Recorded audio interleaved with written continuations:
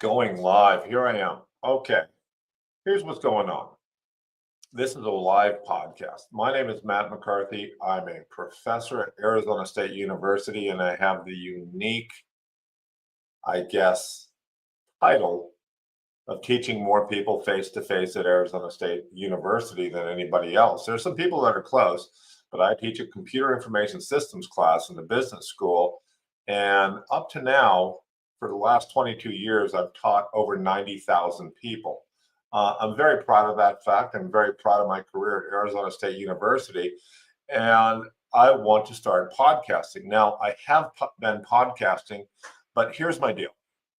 My deal is it's a pain in the ass. It's a giant pain in the ass if you pre-record a podcast and then you can edit it if you want, put it on YouTube, put it on X, my favorite platform, and then that takes a lot of time. So what I've decided to do is buy some equipment, bought this cute little microphone here and this little podcast system. So I want to do it live because when you do it live, it's going directly to YouTube right now as a live deal, meaning I can have you on it, meaning I don't have to do any editing. Editing takes forever. I don't want to do that. I want to try to be on multiple platforms, YouTube, X, hopefully Spotify. And so this is actually my 27th. Let me see if I can point to that. There it is. My 27th podcast. But this one's going to be very different. I don't have to do anything other than turn on this new software I have that I'm kind of struggling with. And it is going live right now to X and to my YouTube channel. And I hope to expand that. I can tell you that right now, there is no one out there listening to this at all, which is fine.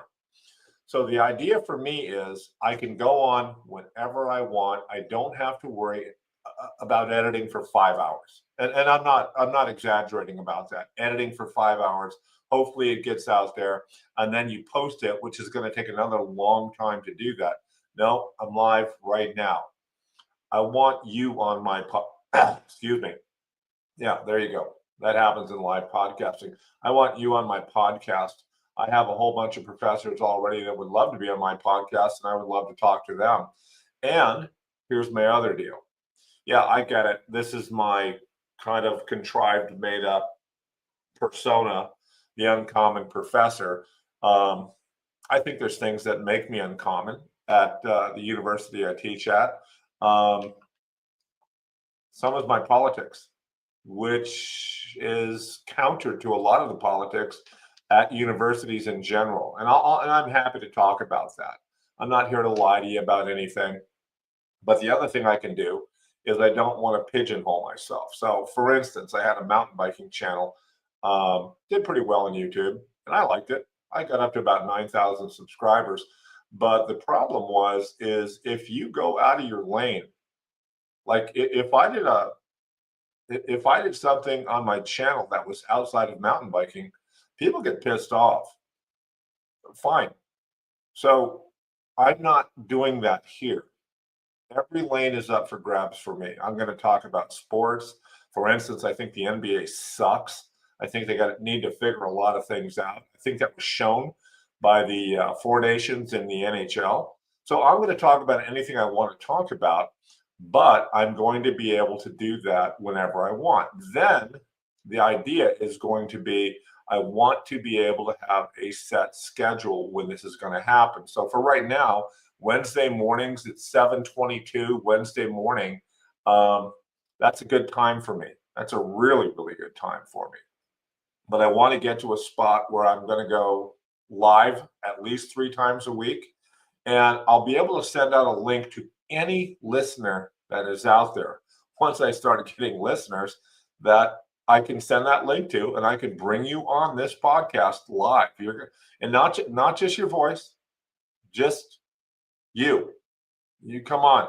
There's some people that are way outside my lane. And I know this guy isn't listening right now, but I was on a podcast called the To Poppy Official Podcast and really enjoyed that young man's company and conversation that we had.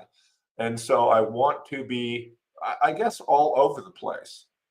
Now, if you want my opinions, I'm not going to lie to you. I'm not. A big part about what I do is I give a lot of college advice. I like to start speaking at high schools and universities, and I think I can hook that up. Look, I wrote this book, How to Avoid Fucking Up in College. So this is where I'm going to start today. This is a bestseller on Amazon. I'm very, very, very proud of that. I'm going to talk about a couple of my other books because I'm extremely concerned with campus safety. But let me start there. Here's who I'm talking to. And these are things that kind of bother me. I'm talking to parents who are going to send their kids to college. And I'm talking to you, high school sophomore, high school freshman. Here's what I think happens. I think you get out of high school, and a lot of people have the expectation to go to college. I did. That's what I did. And let me be very upfront with you. I failed out of college twice. The first time, extremely spectacularly, I was asked to leave. I didn't get academic probation. They'd had enough of my dumbass, and I don't blame them. And I don't want that to happen to you.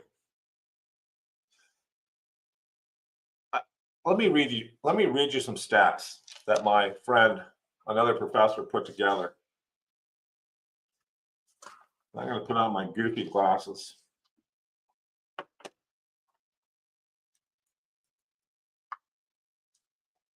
Let me read you this. More than 1 million students drop out of college every year, and 3/4 of them are first-generation college students. That's from Forbes. So I'm not making any of this shit up. At a 4-year university, 40% of undergraduate students drop out. That's from the Educational Data Initiative. Black students have the highest dropout rate at 54%. That's also from Education Data Initiative. Nearly 1/3 of first-year college students, that's who I'm dealing with most of the time, drop out before their sophomore year. Once again, Education Data Initiative. Students who drop out of college are nearly 100 times more likely to default on their student loans than graduate students. That's from Mark Kantrowitz at Forbes. So think about that. That's amazing. You dropped out of college and you still have a student loan, which is going to follow you the rest of your life. These are things I don't want to happen to you. The earnings lost from dropping out of college is $3.8 billion every year. And like my friend said, do I have your attention yet, parents? I hear parents say some things that just drive me bananas. They drop their kids off in college. Well, they got to grow up. Okay. Do you understand what the consequences are of you got to grow up? Let's say you have a student loan. The first part of it's for $20,000 and you flunk out. There's lots of ways to flunk out. I already know you're smart. It wasn't the academic part. They don't need a tutor. There's a lot of things that can derail you, but I see these parents taking this attitude. Oh, okay. Well, I guess they got to grow up. Guess what they just did? $20,000 is like buying a car they'll never own and they have to pay for it the rest of their life. I guess that'll make you grow up.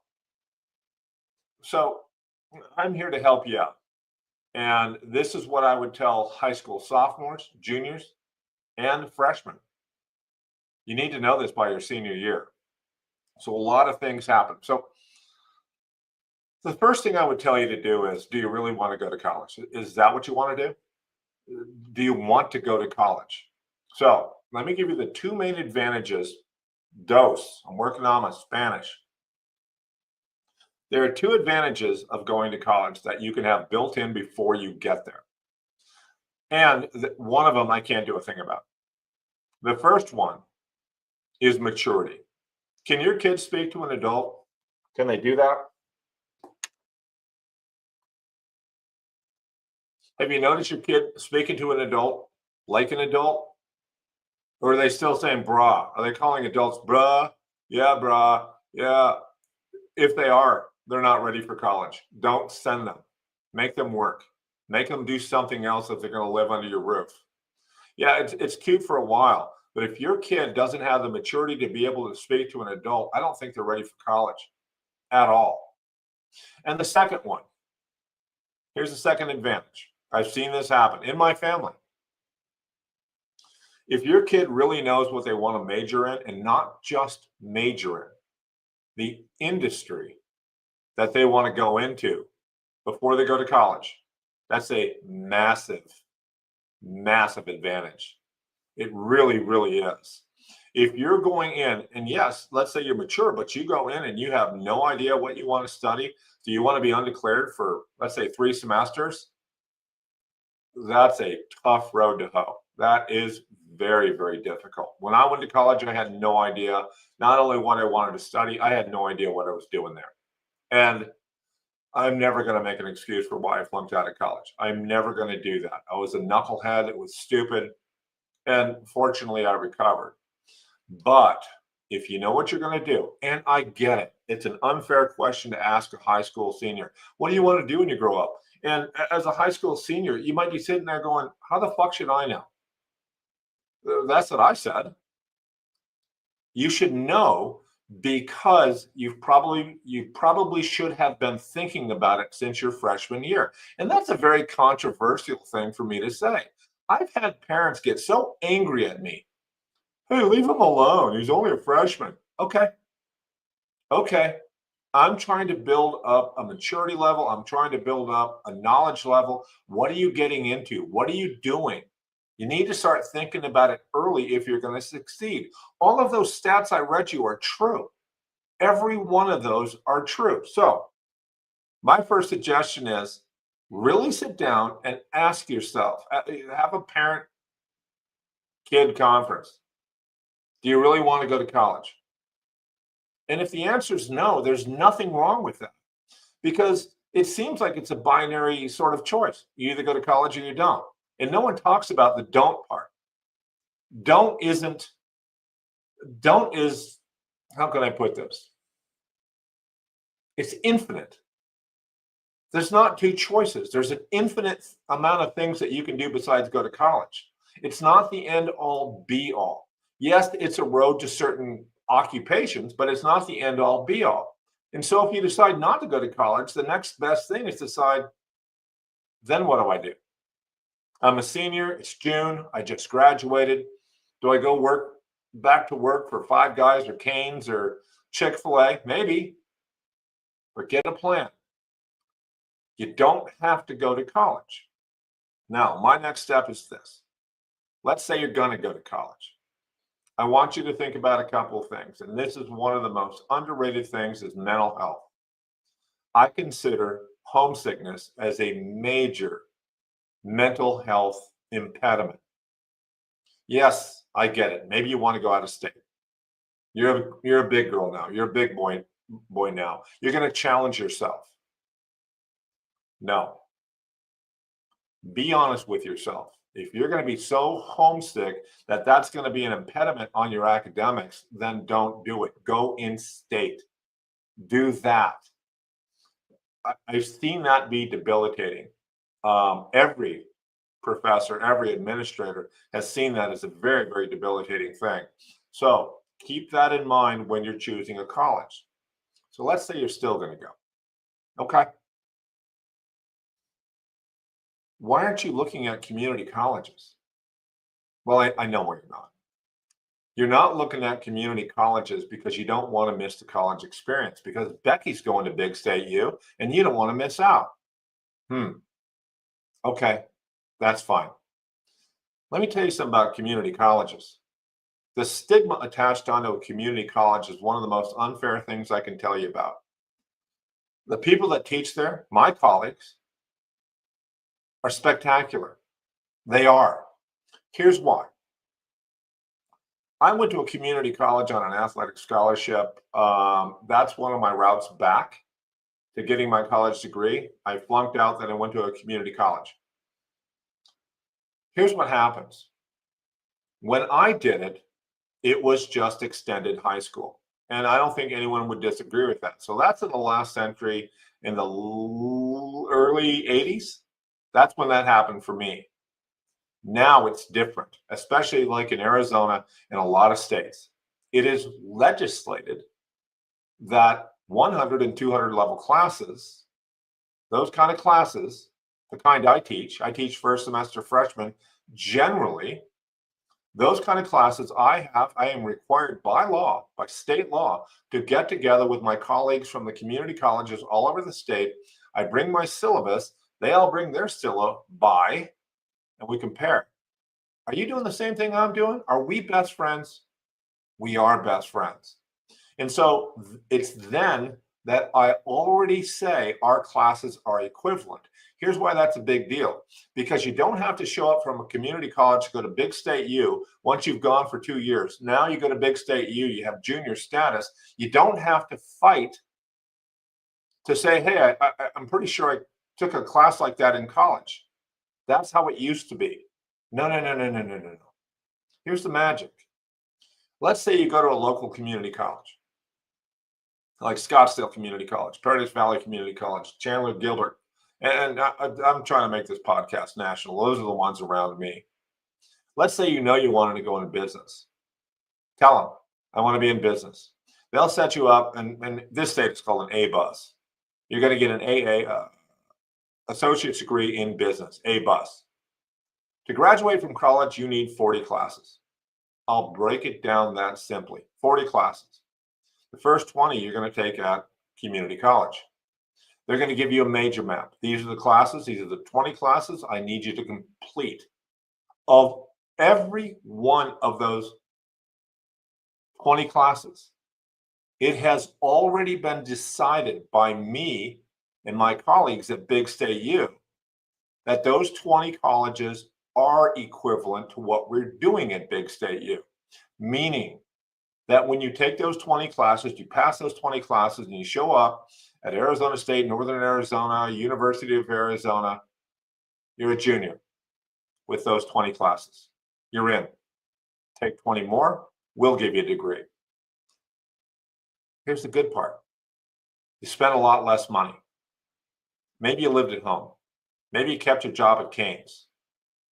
Are you missing out on an experience? I guess so. You could save so much money that you could tell your kid, hey, look, tell you what, you're saving me so much money that I'm going to send you backpacking across Europe over the summer. You're still going to spend a lot less money and still get a very quality education and come out with an associate's degree and a degree from a 4-year university. So these are things to think about when you're going to send your kid to college. I want your kid to know that when they're a freshman. If I ever get invited to a high school to talk, I suppose I want to talk to seniors, but I also want to talk to juniors and sophomores. I know this might not be top of mind for you, but with those chilling statistics that I gave you of all the kids that just drop out and the ones especially that still have student loan debt, oh God, that makes me sad. That's tough. Okay, let's go to the next step. I don't want to go to a community college. Maybe you don't. Maybe it's not, I don't know, convenient for you. Maybe it's not. You want to go to Big State U. Okay. There's a whole bunch of groups of students that I've noticed over the last 22 years, 44 semesters in a row of teaching the exact same class, that I've noticed I never have to deal with that much. They're excellent students. They're mature when they get there. Let me start here. Athletes. God, athletes get a ration of shit. Oh, you guys are a protected class. No, they're not. Athletes never miss class. And like at Arizona State University, someone in the athletic department's doing something right. They sit in the front. I always think about the volleyball team, and no, it was a basketball team. And these women would sit up front, and they would be so tired. And I'd be like, how the hell are you so tired at 12:30 in the afternoon? We had practice this morning for 4 hours. But there they were, wearing their gear, smelling bad because they had no chance to shower. And so, yeah, athletes are a big one. Military people. I don't know what it is about the military. I don't know if the military instills time management in you and discipline in you, but I never have to deal with military people that much. And they're a pleasure to be there. All these groups are. The other group, and I'm not making this up. I'm not saying this just to make my point. I can tell you that community college transfers, I don't know what it is about them. I don't know what happened to them at the community college, but they seem to have time management skills and maturity. So that's what I'm telling you about your kids' parents. It's not the worst thing in the world to send your kid to a community college. I know what they want to do. Maybe they want to go to Europe. Maybe they want to go to, get the experience. I want to join a frat, blah, blah, blah, blah, blah. Understand the goal in academics. It's the outcome.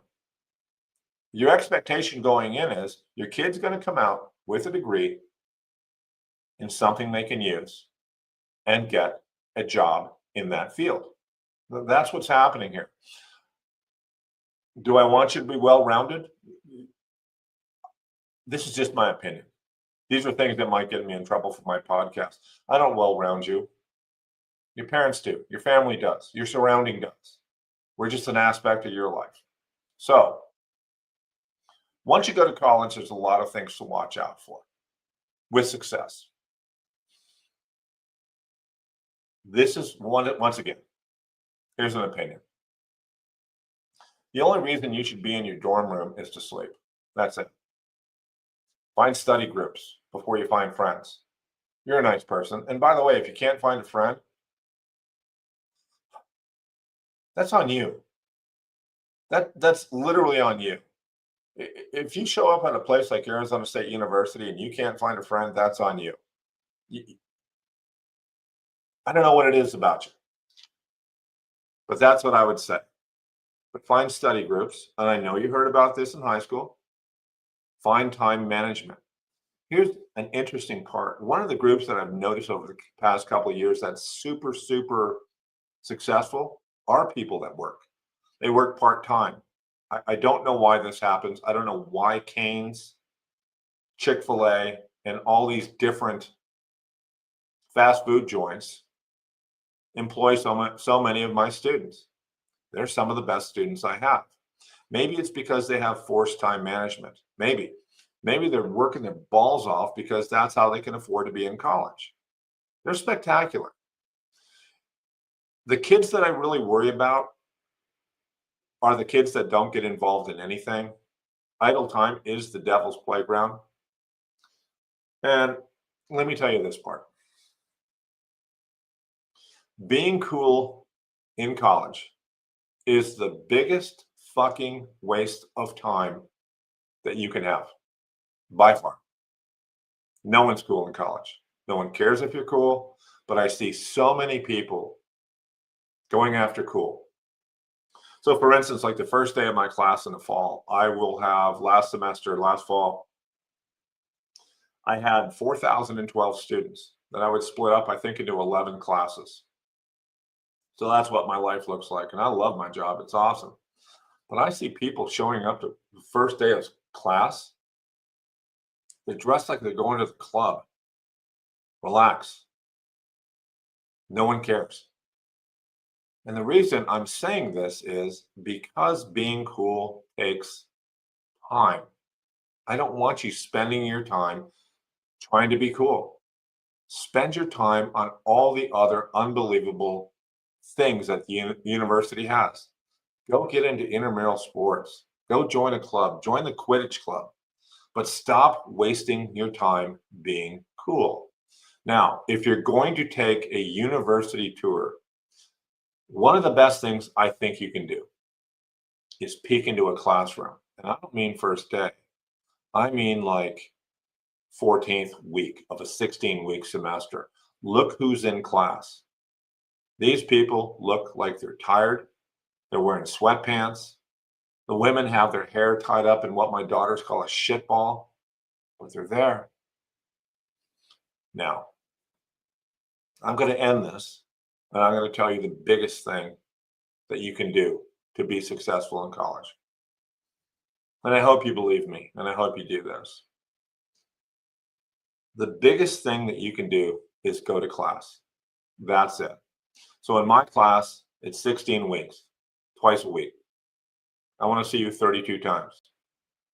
It is, I think, I wish there were stats I can back this up. Maybe that would make it more real for you, but I can just tell you after 22 years, you got to go to class. Now, I don't understand why you're not going to class, and I kind of do. Shit, my lectures can be kind of boring every now and then. And maybe they're always boring. Who gives a shit? You're paying for this. Did you pay for your little Taylor Swift concert tickets and not go? I don't feel like going. If you had to pay the money to get into the door of my class, you would never miss. What? I'm spending how much to listen to this knucklehead? Yeah. I do this all the time, constantly, constantly, constantly. Every first day of every class, I will always, and so there's 400 people sitting in my auditorium. And I'll say, is anyone a sophomore, junior, or senior in here? And there's invariably always someone that raises their hand.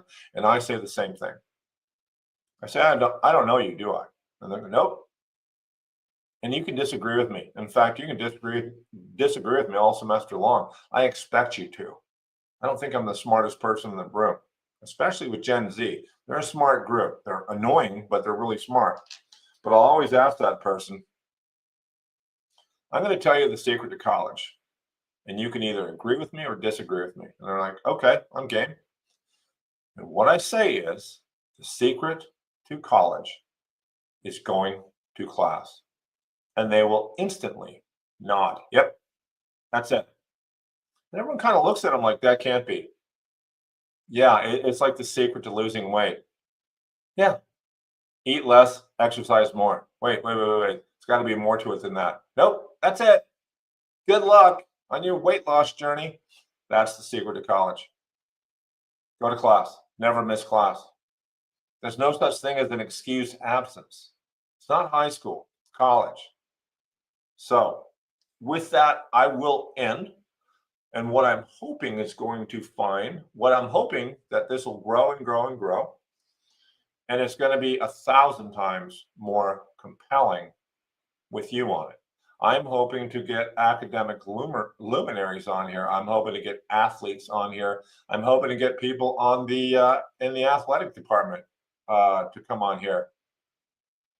I want to talk about everything. I want to be able to do this the rest of my life. All right. Peace.